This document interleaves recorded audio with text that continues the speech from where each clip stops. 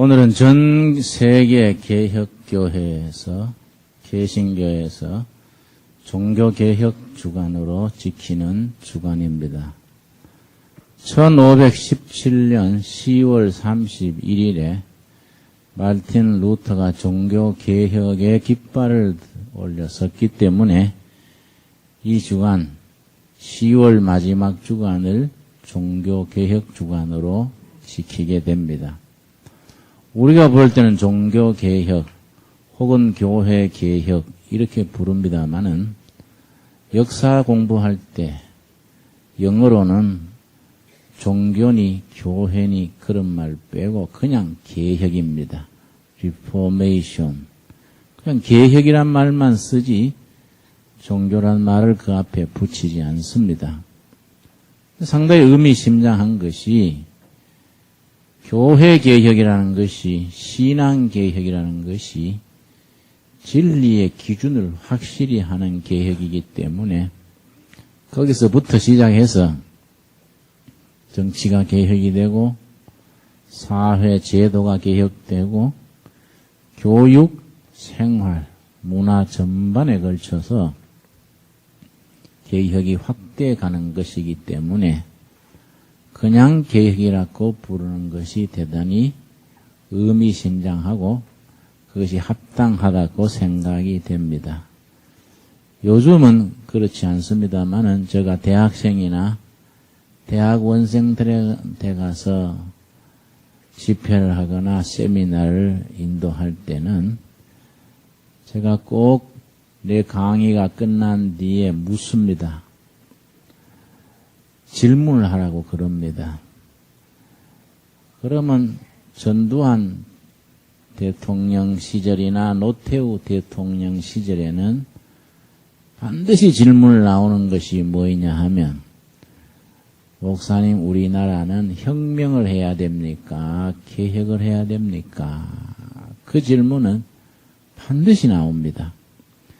혁명이라는 것은 잘못된 질서, 잘못된 현실에 대해서 폭력으로, 무력으로 급격한 변화를 이루어서 기존 체제, 기존 질서를 완전히 뒤엎는 것인가 하면 개혁이라는 것은 대화로, 투표를 통해서 장기에 걸쳐서 순차적으로 고쳐나가는 것이 개혁입니다.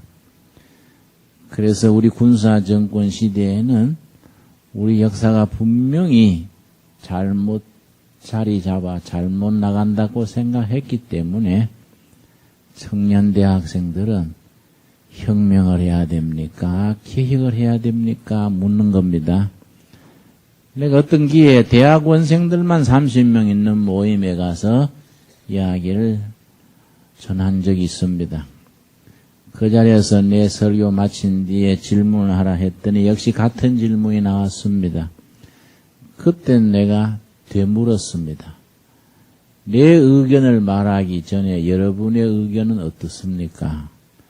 여러분 한 사람 한 사람 혁명을 해야 되는지 개혁을 해야 되는지 한번 자기 의견을 터놓고 말해보세요. 그랬더니 30명 중에 정확하게 반반 갈라졌습니다.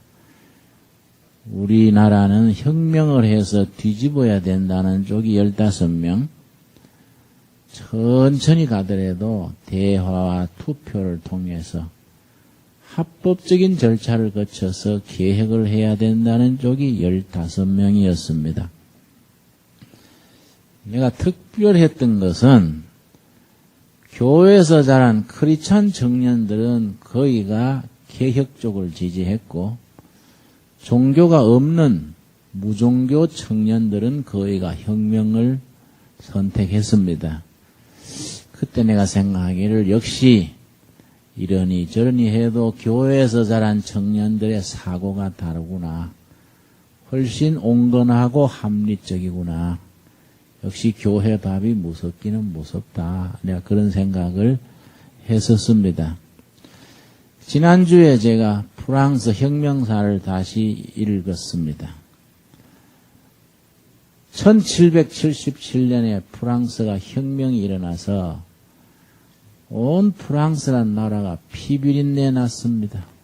아주 피바다가 됐습니다.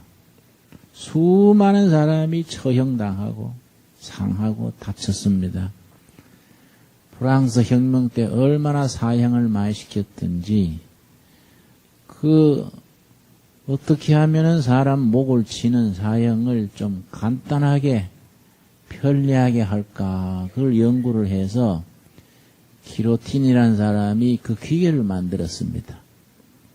목을 이렇게 들이고 있으면은 무거운 칼이 위에서 보탄을 누르면 탁 떨어지면서 목이 탁 잘리게 합니다. 아주 간단하게. 그걸 기로티나 그랬는데 그걸 만들었던 사람이 1년 뒤에 자기도 거기에 목이 날아갔습니다. 그래서 그 기계를 그 만든 사람 이름을 따라서 기로틴이라 그럽니다. 그 기로틴에 많은 사람의 목이 날아갔습니다. 근데 중요한 것은 왜 1777년에 프랑스가 그렇게 한 나라 한 백성들 속에서 그렇게 수많은 피를 흘려야 했었는가?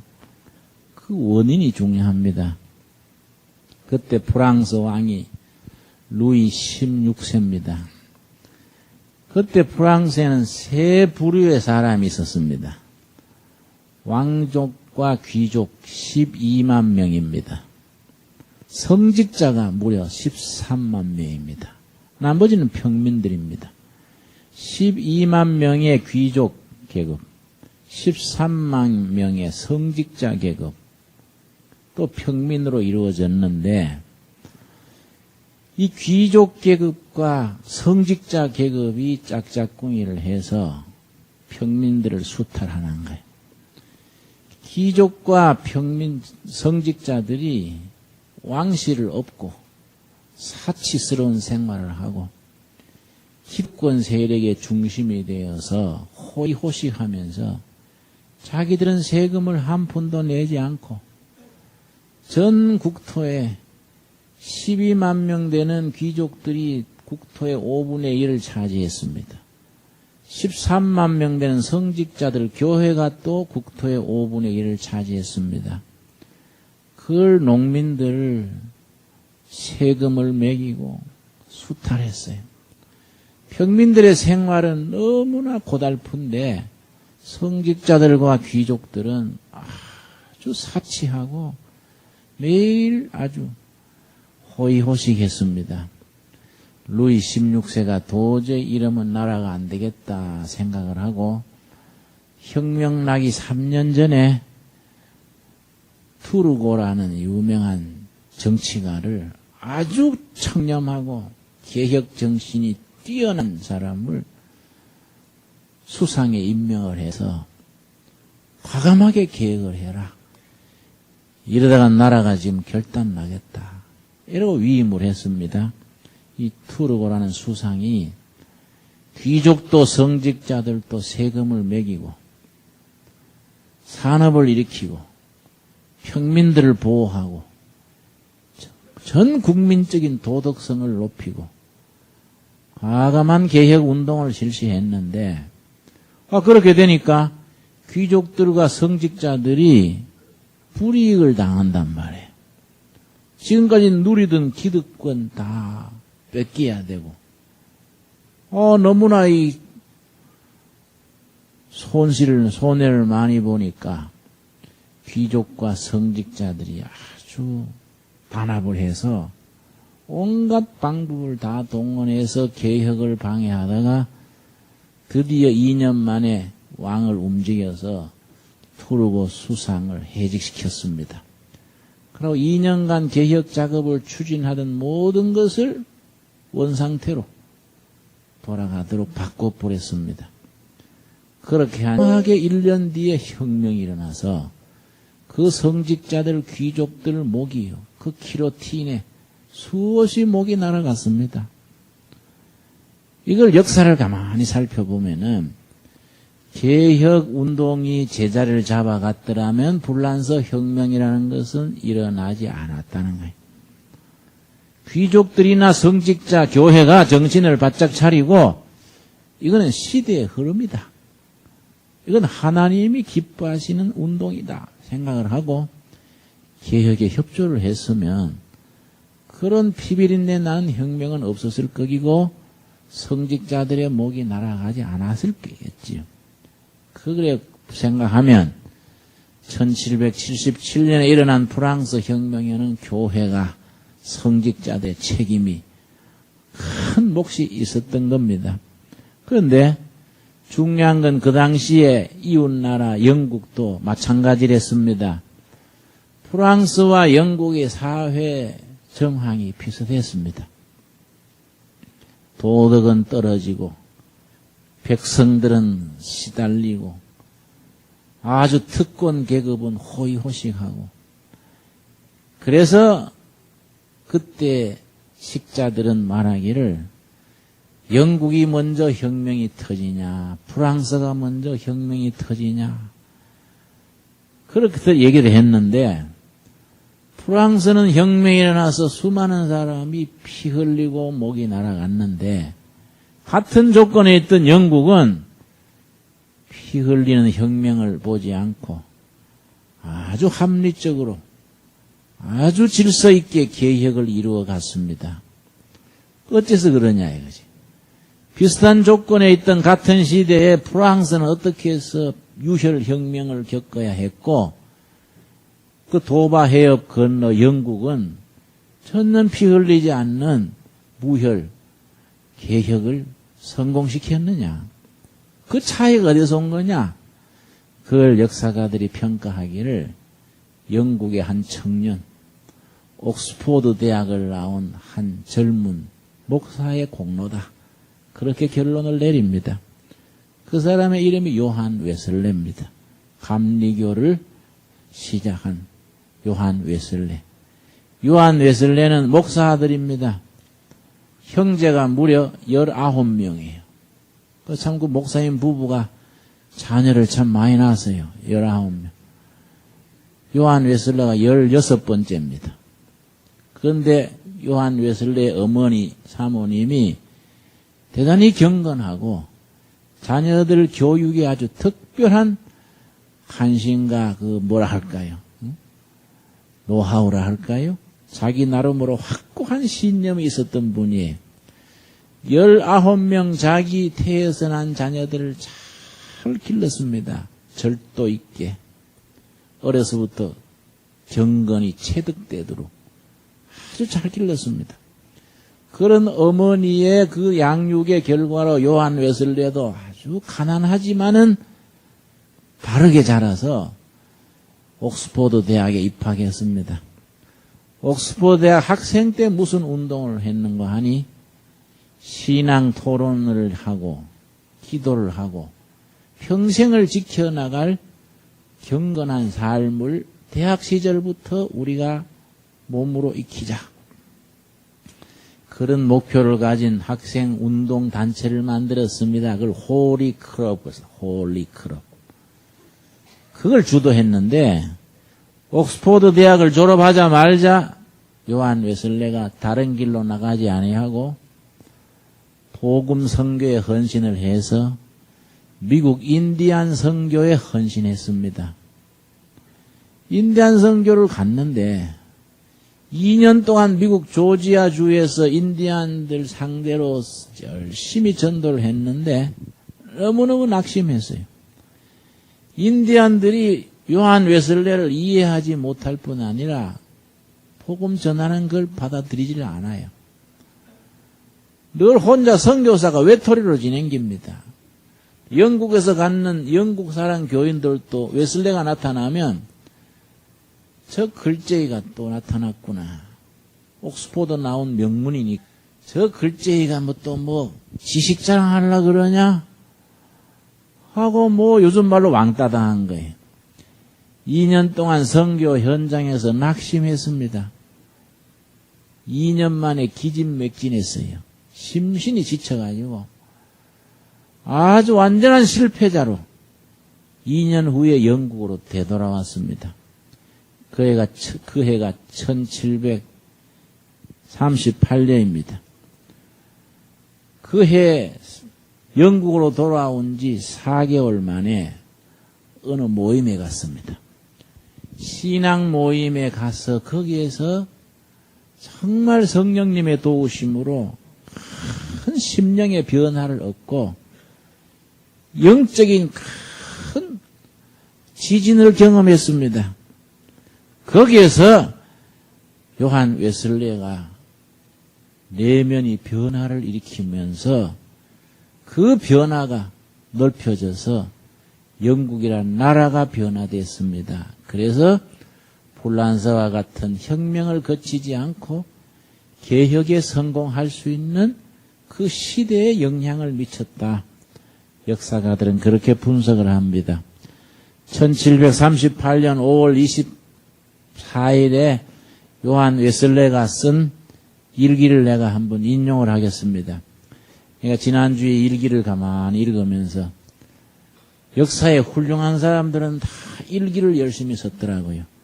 이순신 같은 분도 그 전쟁통에도 일기를 써서 난중 일기를 남기고 요한 웨슬레도 말할 것도 없고 그러고 그 일기를 가지고 사람들이 연구해가지고 박사도 받고 뭐 아주 책도 내고 하더라고요.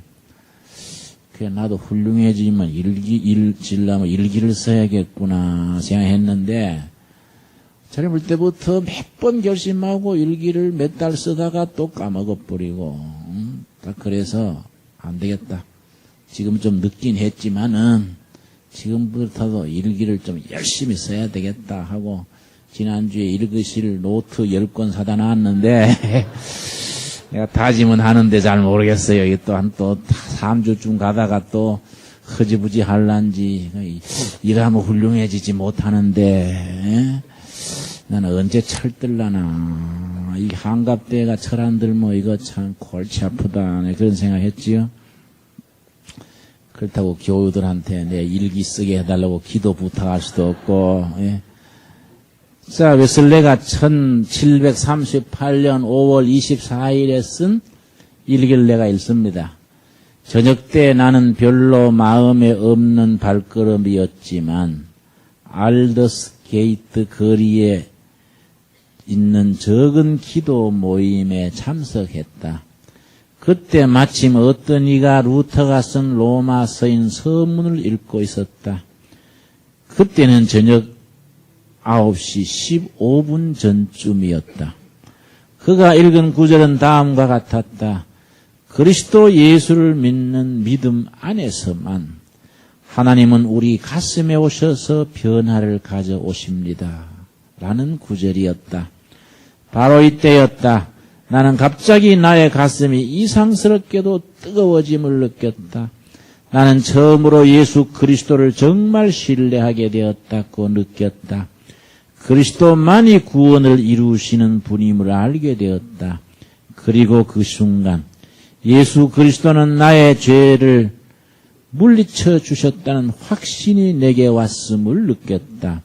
그리고 예수 그리스도는 무서운 죄와 죽음의 법에서 나를 구원하셨다고 느꼈다. 이 요한 웨슬레가 자기 심령에 감격으로 눈물을 흘리면서 쓴 일기입니다. 그야말로 눈물의 일기예요. 웨슬레는 목사의 아들로서 어려서부터 어머니로부터 경건한 삶의 훈련을 받았습니다. 옥스퍼드 대학 시절에서도 경건한 종교인이 되겠다고 그런 홀리 클럽, 거룩한 모임을 만들어서 자기를 수련했습니다.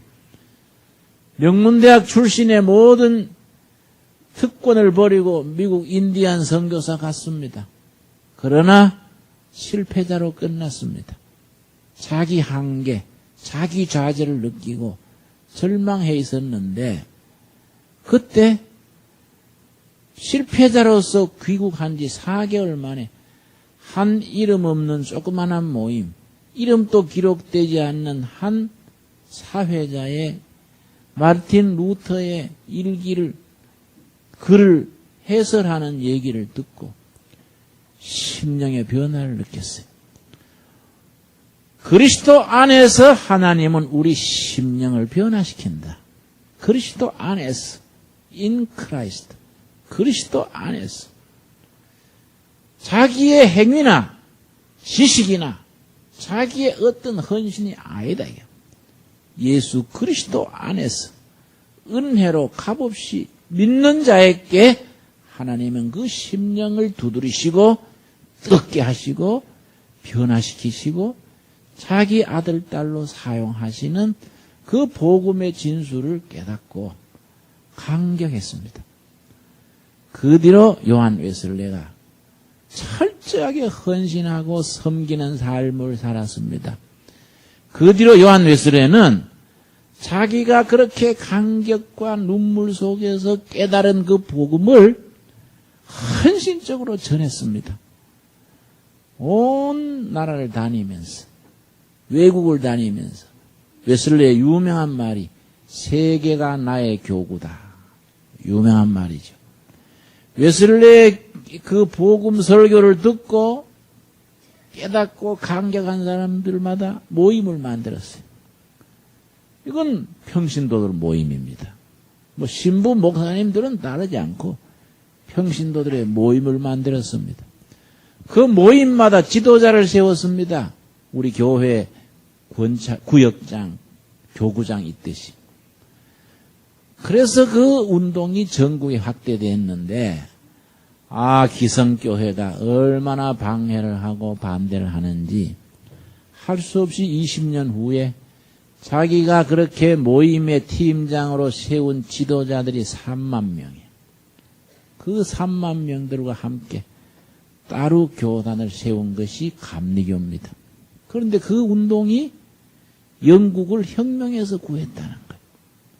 도덕을 새롭게 하고 심령을 변화시키고 기록에 보면 한 번은 탄광촌의 광부들이 너무 임금은 박하고 노동은 심하고 너무 견디다 못해서 수천 명 석탄 광산의 노동자들이 폭발 직전에 있었습니다. 모여가지고 악질 광산주 처단하라.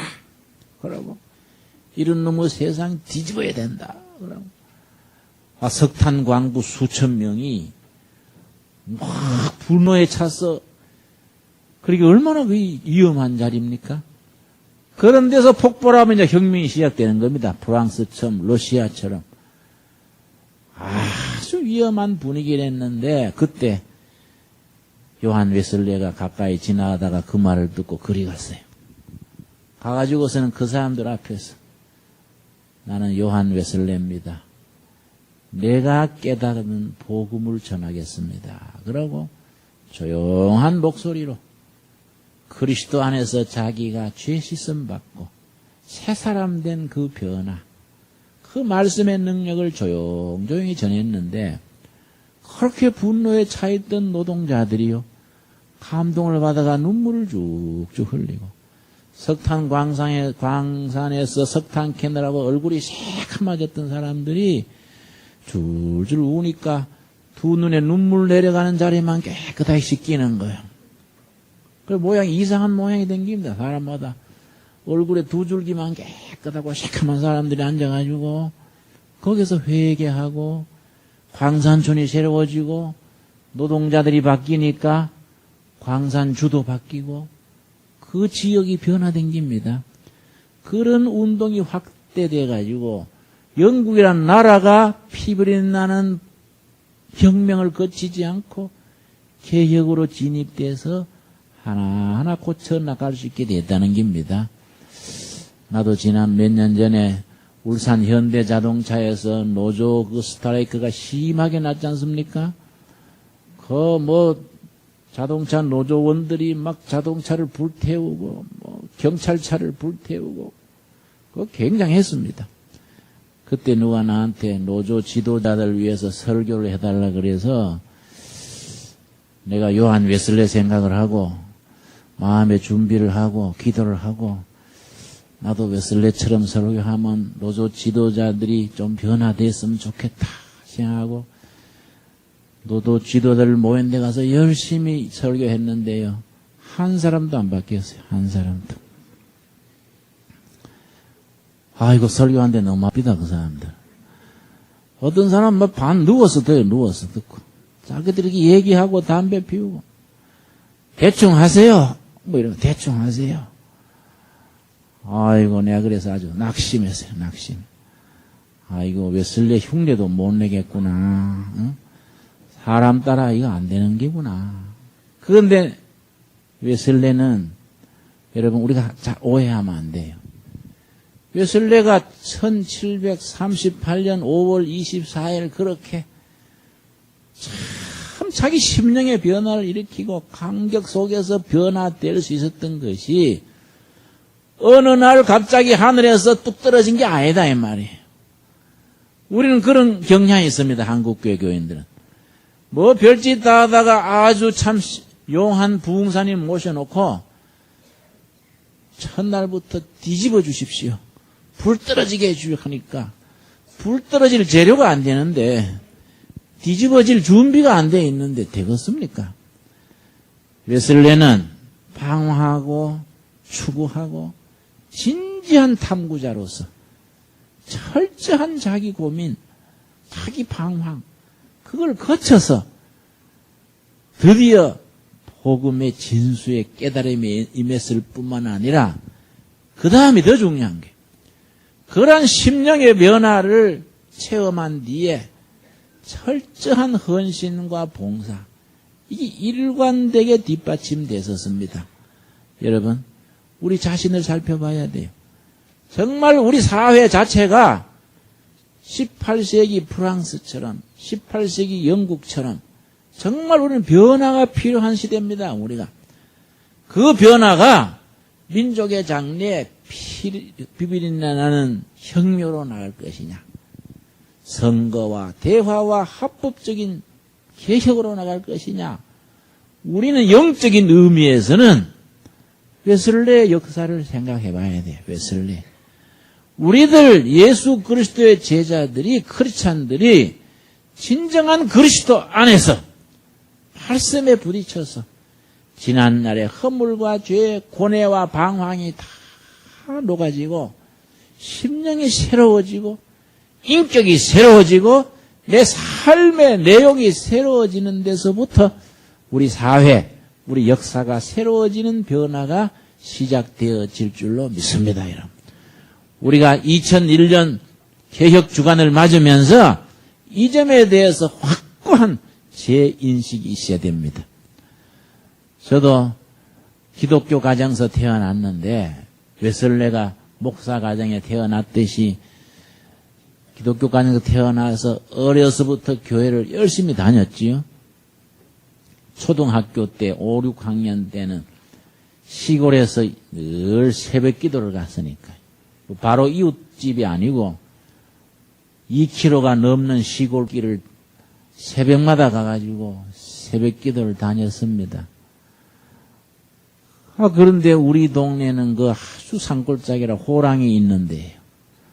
하루 새벽에 새벽 기도 가는데 호랑이가 한 마리 따라온 거예요. 간이 콩알만해져가지고 어떻게 떨리고 내가 이 호랑이 밥이 되는가 해서 몸이 떨려서 주님 힘 주십시오. 그러고 호랑이를 향해서 사탄아 물러가라. 그 악을 썼는데 호랑이가 물러가지는 않고 호랑이 사탄이요. 더 뛰어 가까이 오는 거야. 이제 죽나 보다 했는데 사탄 호랑이가 꽁지를 흔들더라고요. 보니까 우리 집에 개가 따라온 거야. 우리 집에 개가 따라온 거야. 아이고 얼마나 반갑든지 사탄이 아니구나 천사구나 하고 우리 바둑이 목을 끌어안고 입을 맞추고 새벽기도 같이 갔다 왔어요. 그렇죠? 열심히 하지 않았겠습니까? 초등학교 때 새벽기도를 그래 2년이나 다녔으니 고등학교 때는 대구에서 교회 학생회 회장을 2년이나 했습니다. 놈들은 1년씩 하는데 2년 했어요. 열심히 했길래 안 그렇겠습니까? 대학교 들어가서 신앙이 흔들려 버린 거예요. 그걸 심리학에서는 아이덴티티 크라이시스 그래요. 무슨 말이냐면은 부모로부터 물려받은 신앙이 감수성이 예민한 자녀들은 고등학교 때, 보통은 대학교 때 흔들리는 거예요. 지금까지 예배당 잘 댕겼던 것은 엄마 아버지의 신앙이지 자기 신앙은 아니다. 철이 들면서 대학교에 오면은 부모 신앙이 자기 신앙으로 확실하게 뿌리 내리는 그 위기가 있는 겁니다. 그래가지고 대학교 들어가서 애들이 갑자기 교회도 안 나가고 엄마는 유엔주일 교사하든지 성가대 하라 그러는데 아들은 담배나 피우고 술이나 먹고 주일날 어디 딴 데 가버리고 이러면 막 그 엄마는 권사님이고 아버지는 장로님인데 이해가 안 돼가지고 우리 집에 마귀 새끼 키우는구나. 그러고 또 엄마는 네가 왜 사탄짓 하냐 하고는 애 주머니에 있는 담배값 꺼내가 부들부들 떨면서 우리 집 망했네. 이래서 하니까 애들이 진짜 망해버린 거예요. 어떤 애들은 집 나가버리고 반발하는 거야, 반발. 엄마 하나님이지 내 하나님이요. 이러고 안 믿는 거예요. 이게 좀 공부를 해야 돼요. 부모 노릇 제대로 하려면. 부모 신앙이 자녀들에게 뿌리 내리는 그 고등학교, 대학 시절에 우리 자녀들은 위기를 겪는 거예요. 그게 얼마나 그게 참 중요하면은 심리학의 용어가 하나 나오겠습니까? 아이덴티티 크라이시스. 나도 그 나이에 그 아주 참 도저히 예배당에 못 댕기겠습니다. 중단하고 절에 가고 술 먹으러 다니고 뭐 했는데 그게 대학교 졸업한 지 2년 뒤에 예수님 앞으로 되돌아왔어요. 선배하고 성경 공부하다가 에베소서 1장 7절 말씀, 오늘 이건 본문 말씀 읽으면서 내가 복음의 진수를 그때 다시 깨달은 거예요. 여러분, 에베소서 1장 7절 말씀 우리 한번 보겠습니다. 에베소 1장 7절 말씀. 마르틴 루터는 로마서 1장 16절 17절의 말씀에서 복음의 진수를 깨닫고 그 종교 개혁에 깃발을 올렸지요.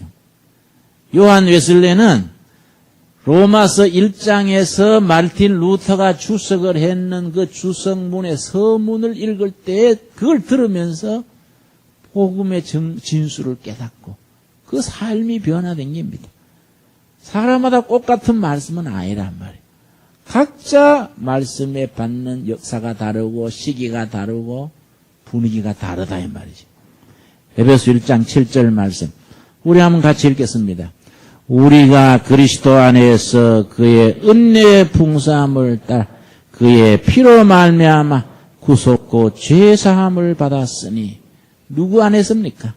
그리스도 안에서 in Christ.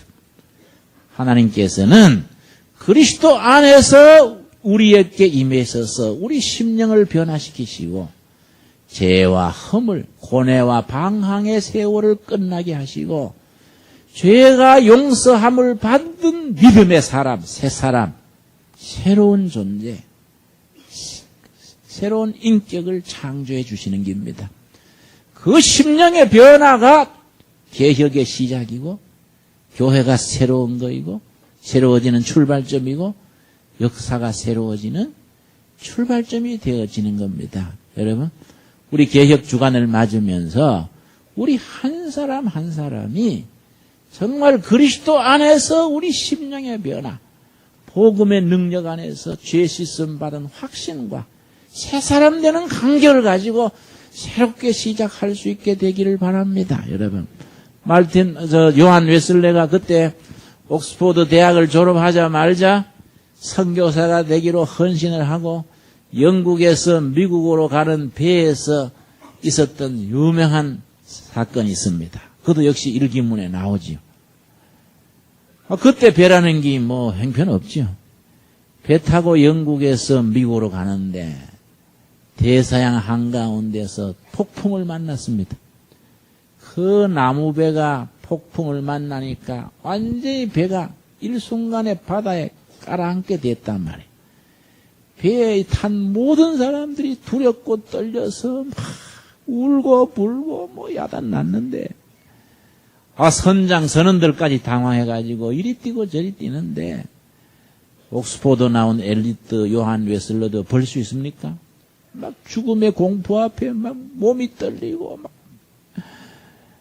아주 당황해서 이랬는데 한 무리의 사람들은 말이야, 태어난 거예요. 한 무리의 사람들은 평상시처럼 찬송 부르고 아주 평상시처럼 조용한 거예요.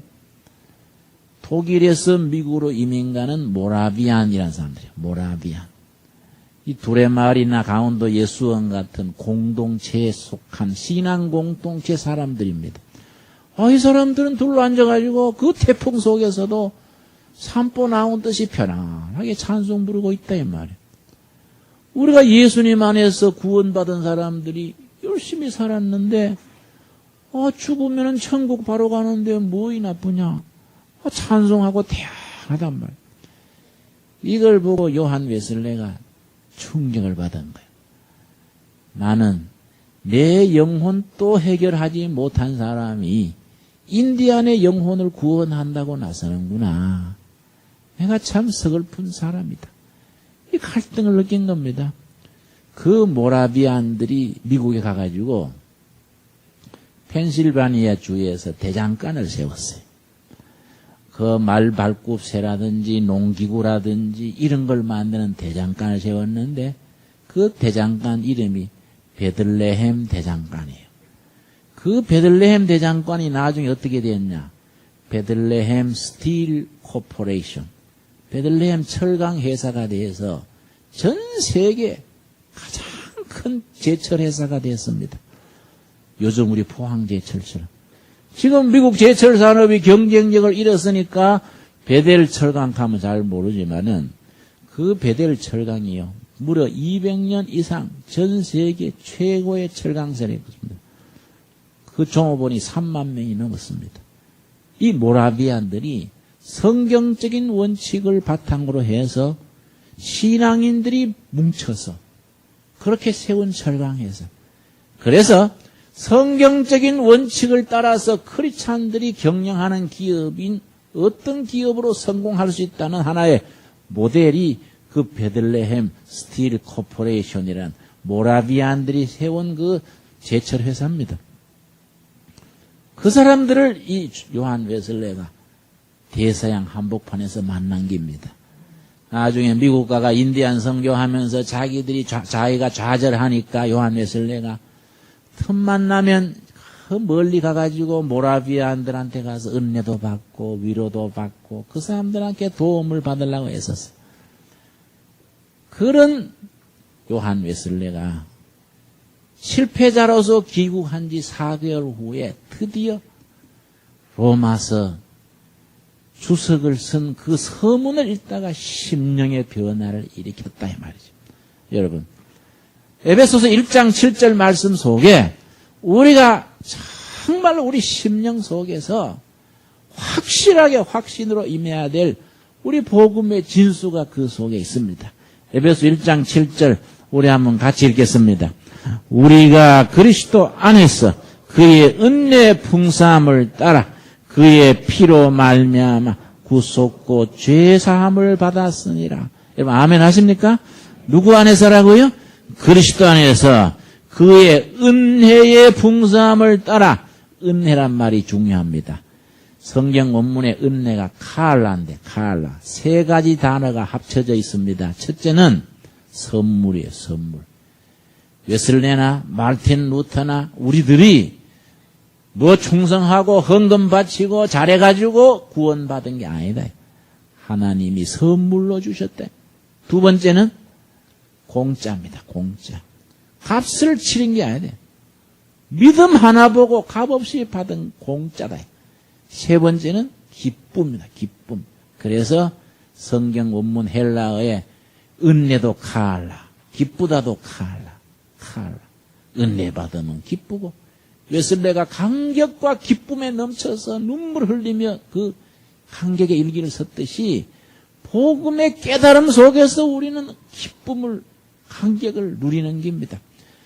그런 기쁨과 감격 속에서 우리 심령이 변화가 된 그 변화가 내 자신의 변화로 머무르는 게 아니라 그 시대, 역사, 이 한반도를 변화시키는 데까지 나아갈 수 있게 되기를 바랍니다.